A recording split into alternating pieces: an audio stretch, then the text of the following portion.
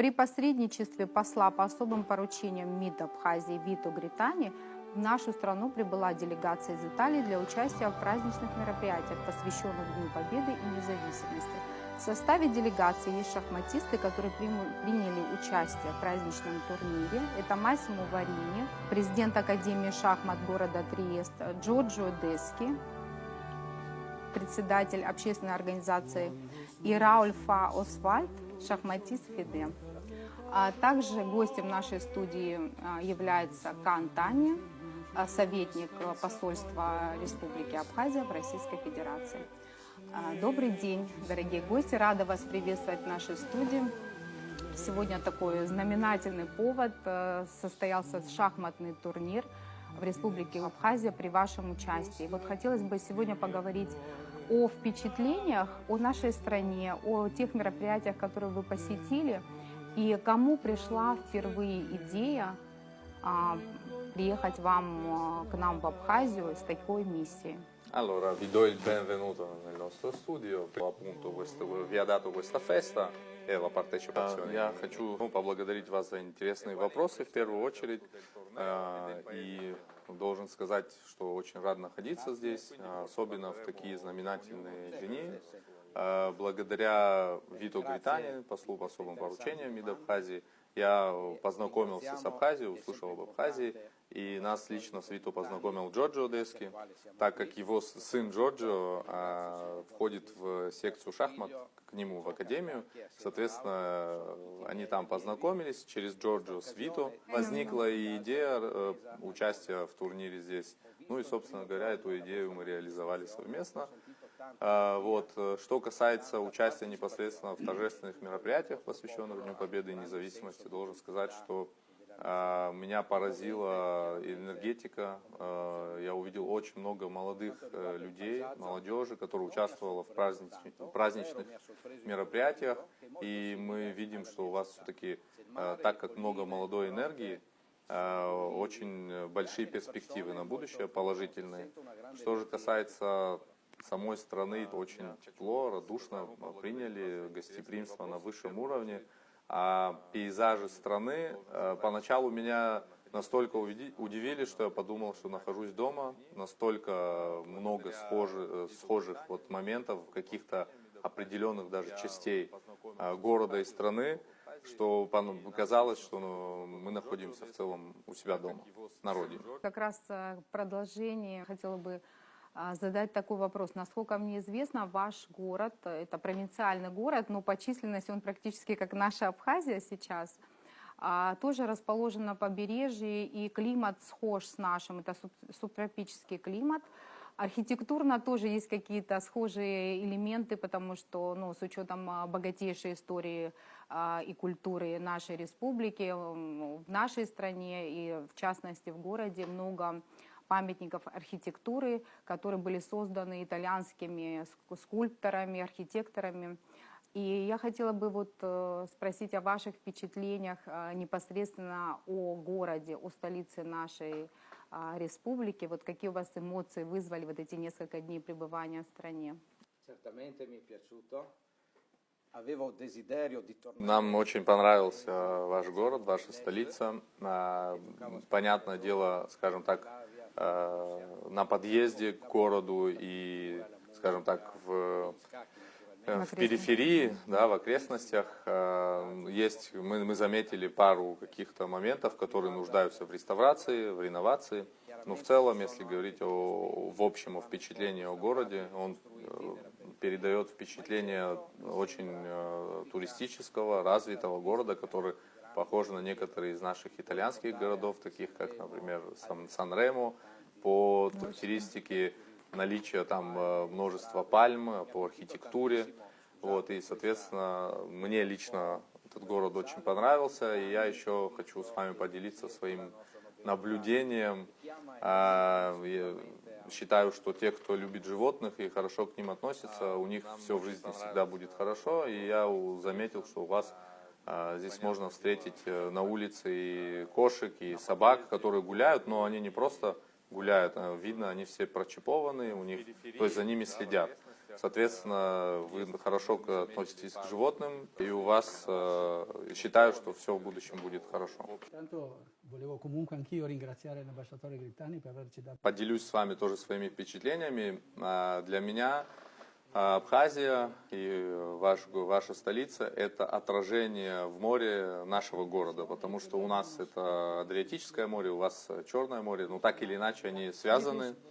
И для меня это вот полностью ощущения нахождения здесь полностью передаются точно так же, как нахождение у себя на родине.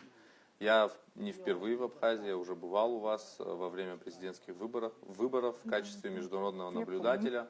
И опять-таки это все благодаря дипломатической работе высокого уровня Вито Гритани, благодаря его стараниям, да, и хочу подчеркнуть, что мы со своей стороны настолько прониклись Абхазией и ее историей, что будем в дальнейшем распространять как можно больше позитива о ней. Опять-таки подчеркну, что мы в Триесте находимся на перекрестке нескольких культур. Это и латинская культура, и славянская культура, и где-то германская даже культура в какой-то части. Поэтому у вас здесь примерно так же, другие культуры, смесь других культур, но примерно тоже так же. Поэтому, скорее всего, мы понимаем хорошо друг друга. Видимо, поэтому, наверное, есть такая схожесть по темпераменту между итальянцами и вот абхазами, вообще кавказцами в целом, как вы думаете, даже чисто по физиогномике, да, по внешнему облику можно иногда перепутать местных жителей и жителей Италии, именно потому, что, скорее всего, и побережье, и ландшафт как-то вот находят такое отражение, да, в человеческом облике относительно наших двух стран. На самом деле вы правы, мы очень похожи с вами, и мы сегодня это даже заметили во время того, когда вот проходил турнир, мы смотрели на детишек, как они играют и какие они. Они на самом деле похожи на наших детей, и нам бы очень хотелось, чтобы наши дети в будущем дружили, общались, и посредством вот таких небольших мероприятий, как шахматный турнир, например, мы можем в будущем мир, который сейчас строится, да, вся в целом геополитическая, мировая ситуация, да, мы все ее хорошо знаем, новый мультиполярный мир, многополярный мир, как, скажем так, если дословно перевести, в нем наши дети должны общаться. И общаться они будут, если мы вот через такие небольшие, но полезные мероприятия будем знакомить их. Исходя из нашей беседы и вообще, да, из новостей, ваша делегация прибыла сюда с двумя миссиями. Это первое — посетить, безусловно, парад в День Победы и независимости нашей республики. И вторая миссия, вот непосредственно о которой мы сейчас и поговорим, это шахматный турнир. Вот у меня вопрос к профессионалам, к людям, которые непосредственно свою жизнь связывают с шахматами. Почему именно шахматы в вашей жизни? И вот как игра в шахматы отражается на мировоззрении, вообще вот на сознании человеческом, и как в дальнейшем этот вид спорта может развиваться на территории нашей республики и может быть, даже далеко за пределами. Вот о роли игры в шахматах в жизни человека. Да, действительно, шахматы очень уже кодифицированная такая игра, универсальная для всего мира. Везде она играется одинаково. И эта игра настолько важна для развития человека в целом с самого молодого возраста, что уже к 13 где-то годам у ребенка вырабатываются таланты, раскрываются таланты для абстрактного мышления и для выбора разных профессий, в которых его таланты будут раскрываться дальше. Это важно не только для него самого, но и для страны в целом, потому что шахматы учат уважению к своему сопернику, дисциплине. Шахматы учат продумывать ходы наперед, ну и в целом стратегически мыслить, и это поможет, конечно же, помогает ребятам принимать верные решения в жизни, потому что они понимают, что как в шахматах можно где-то ошибиться и проиграть партию, но потом сыграть снова и эту ошибку больше не повторять. Точно так же это все можно перенести на жизнь человека, да, и, соответственно, больше не допускать тех же самых ошибок в жизни. На эту тему есть много научных исследований, которые все это подтверждают. Я продолжу, значит, то, что касается уже непосредственно развития шахмат здесь у вас есть большой потенциал. И мы у себя, например, я, как говорит преподаватель, тренер, я не использую эффект Моцарта, то есть не принуждаю детей повторять одни и те же ходы. Наоборот, мы им объясняем, рассказываем, задаем наводящие вопросы для того, чтобы они сами принимали решения, тем самым развивая мышление. Да. Например, есть сейчас такой феномен у нас, индийский феномен, где детей заставляют, по сути, по 12 часов сидеть играть только в шахматы и больше ничего. Но это, на наш взгляд, не совсем верный подход. Да, может быть, он у них развивает какие-то шаблонные действия, но это влияет на их здоровье и физическое, и ментальное, так как, на наш взгляд, мы ищем чемпионов среди детей, которые, скажем так, и физически здоровы, ну и очень сильные духом, потому что шахматы требуют выдержки, терпения, но и физической подготовки тоже, потому что если шахматист не будет заниматься спортом отдельно, то есть ему нужно, понятное дело, быть здоровым, питаться хорошо, но и спортом тоже заниматься отдельно, потому что шахматы это большой стресс, большая нагрузка. В спорте, если в спорте обычном, физические нагрузки, вы там в них адреналин свой выплескиваете, то здесь весь стресс, он закрывается у вас внутри в организме. И это очень тяжело для спортсмена непосредственно. Поэтому мы ищем выделяем ребят, которые развиваются во всех направлениях, и у них все сбалансировано. Какое впечатление о шахматном турнире у вас относительно детей? И что бы вы могли бы рекомендовать для наших зрителей, для родителей в особенности в воспитании детей и вот для того, чтобы привить любовь к шахматам не просто как к виду спорта, это даже, мне кажется, вид искусства своего рода, а вот как раз чтобы развить и самодисциплину, и логическое мышление, и много таких полезных черт, которые формируют вообще человека как личность. Вот что бы вы как профессионал могли бы посоветовать?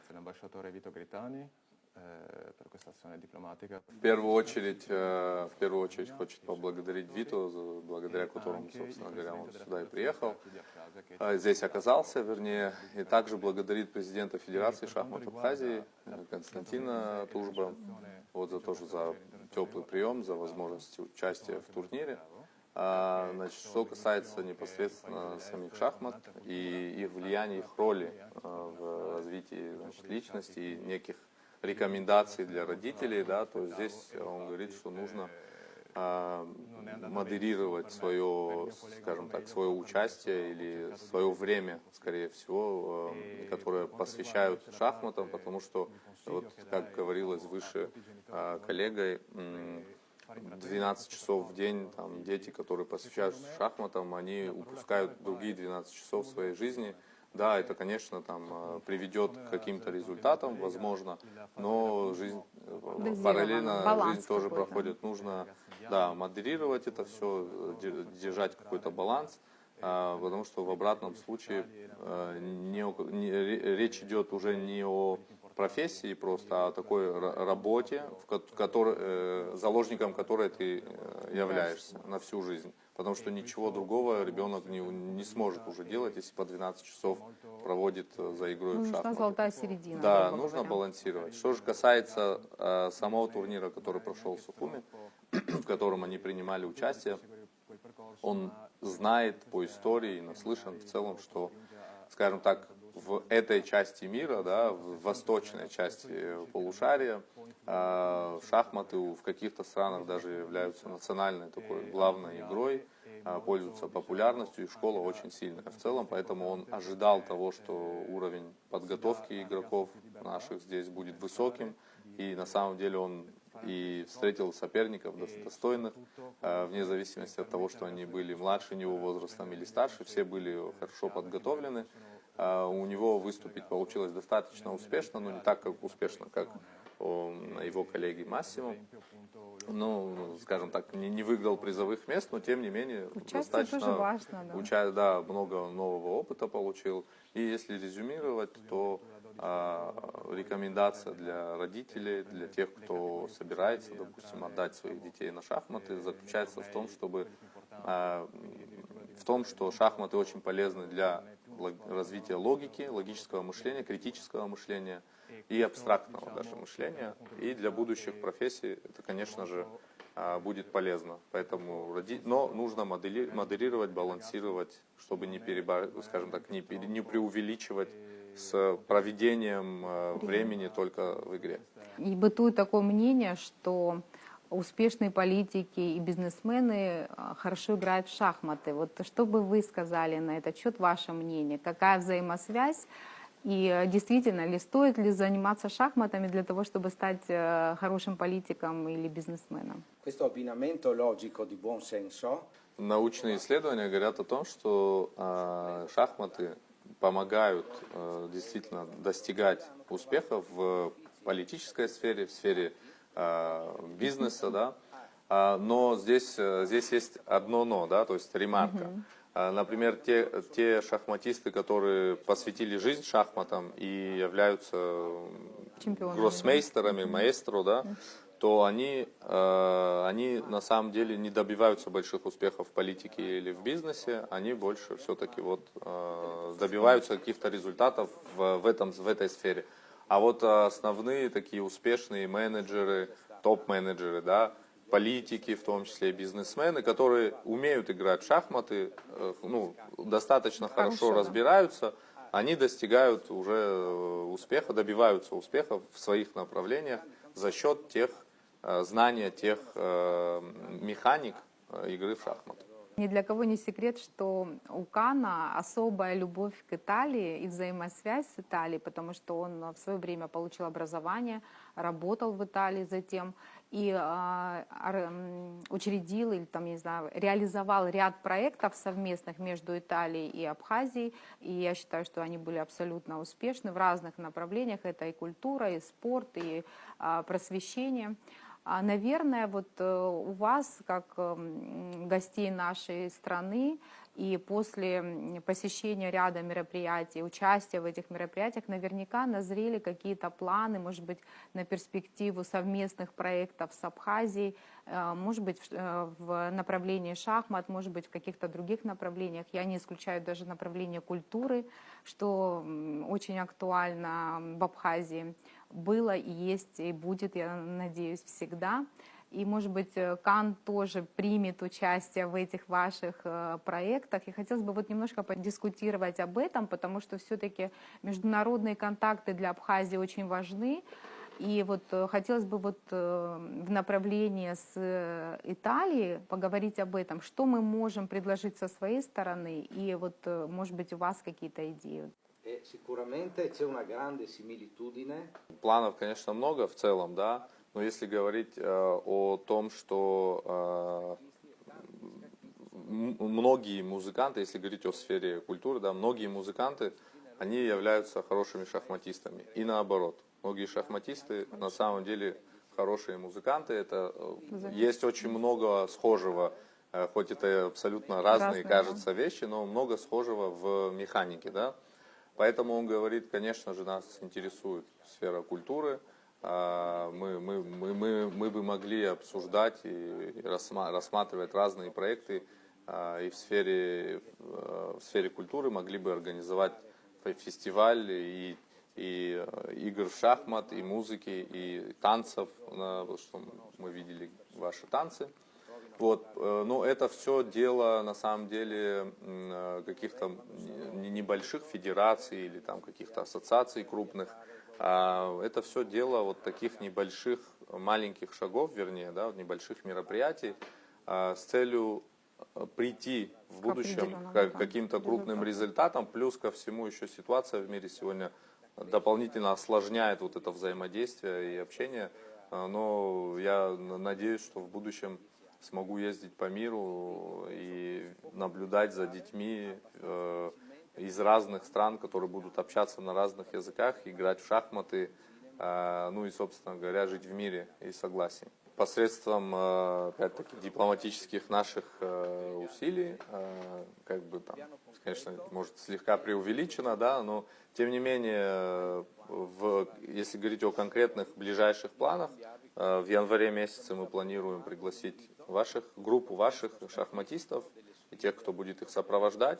Мы хотим в ответном их визите точно так же проявить свою гостеприимность, принять их и, понятно, и ознакомить с достопримечательностями, показать историю нашего города, ну и также провести турнир, и чтобы ваши ребята смогли сыграть с нашими и познакомиться. И уверен, что из этого родится долгосрочная дружба. Маэстро Варини уже много чего сказал, да, здесь сложно что-то добавить конкретно по этой теме. Но со своей стороны скажу, что мы, исходя из ситуации в мире, если брать эту ситуацию как шахматную доску, то мы уже начали тоже свои небольшие фигуры двигать на этой доске, начали свою игру, скажем так.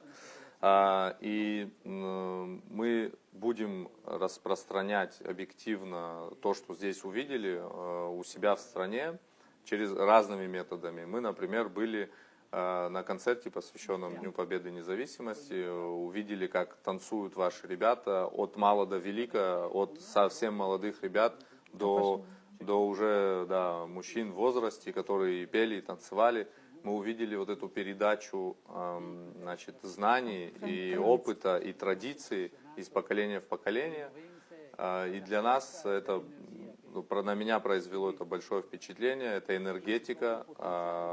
Она на самом деле молодая энергетика, и мы уверены, что у вашей страны огромный потенциал, который будет раскрываться с каждым годом все больше и больше. И чем больше людей будет узнавать о вашей стране, видеть ее своими глазами, тем быстрее и шире этот потенциал будет раскрыт. Если говорить о том самом концерте, на сцене, как говорил выше, были пожилые люди, но они настолько передавали свои традиции, настолько им радовались, что их энергетика была такой же молодой, как и у подростков и совсем детишек. А у детей и подростков через их эмоции, которые они там нам продемонстрировали, мы считывали то, что у них горят глаза и есть надежда на лучшее будущее. Мы считывали любовь к семье, к семейным ценностям, то, чего, к сожалению, в наших частях, в наших краях, да, это все уходит на второй план. У вас пока это все очень сильно чувствуется и видно. Вот любовь к семье, любовь к семейным ценностям, к традициям.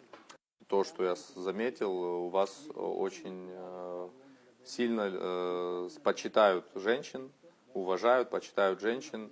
И потому что понимают, что женщина хранительница семьи, хранительница очага, и по факту, по крайней мере со стороны, у вас видно, что и женщины, и мужчины равны в правах. Еще такая небольшая ремарка, пользуясь случаем, рада была бы вас пригласить на концерт сегодня в стенах нашей филармонии. Это будет концерт солистов филармонии, классической музыки и других произведений. Потому что ни для кого не секрет, что Италия как раз занимает первое место в музыкальном исполнительском искусстве. Я думаю, что вам будет интересно послушать наших исполнителей. Они достаточно профессиональные, и мы гордимся всеми нашими исполнителями. Они развиваются, растут в своей профессии, и были бы рады вас видеть в качестве почетных гостей на мероприятии сегодня. Благодарю вас за такую содержательную, легкую, позитивную беседу. Всегда рады вас видеть в нашей стране. Я думаю, что непосредственно при участии КАНа могут реализовываться аналогичные проекты. Я думаю, что далеко не за горами тот проект, когда, может быть, ваш город и город Сухум станут городами-побратимами. Может быть, такое возможно со временем. Рада видеть вас снова у нас в гостях. В заключение нашей беседы не могу не отметить, я недавно читала и вообще знакомилась с информацией о вашем городе. отзывы туристов, которые высказываются, что те люди, которые хоть раз посетили ваш город, они не могут туда не возвратиться снова, что этот город становится для них родным. И я думаю, что наш город, город Сухум, тоже для вас станет родным городом, в который вы захотите возвращаться снова и снова. Io sicuramente ci tornerò. Он говорит, практически, я точно точно вернусь, уверен. потому что я уже Уже вернулся, да. практически Vorrei anche свой, да. chiudere dicendo una cosa. С уважением ко всему, ко всем странам мира, да, но хорошее вино находится в маленьких бутылках.